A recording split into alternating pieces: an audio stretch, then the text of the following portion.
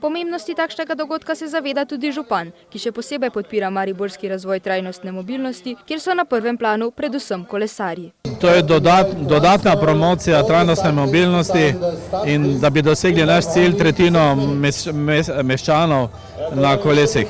Mi moramo usposabljati infrastrukturo, na nek način se mora splačati v smislu skrbi za zdravje, do lahkega dostopa do mesta, do delovnih mest in potem bojo ljudje kolesarili normalno.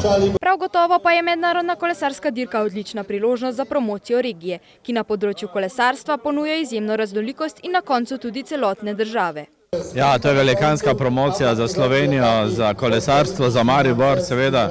Včeraj sem prenos gledal po Eurošportu, danes ravno tako. Tako da takih dogodkov si še veliko želimo v mestu in v Sloveniji. Da je slovenska pokrajina zanimiva in etape kolesarske dirke predstavljajo dovolj velik izziv, dokazuje tudi dejstvo, da se je dirke po Sloveniji udeležil tudi trikratni svetovni prvak Mark Cavendish, ki je nad veduto naše države izjemno navdušen.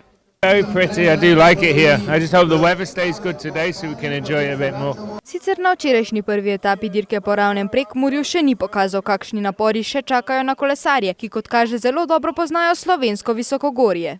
No, it wasn't too hard yesterday. It was nice. It will get hot tomorrow when we go in the mountains a bit more, but it's nice to look at.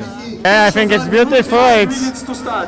For me, it's like not that big, but it's beautiful, small land, and yeah, for me it was okay. I think it was better than I expected.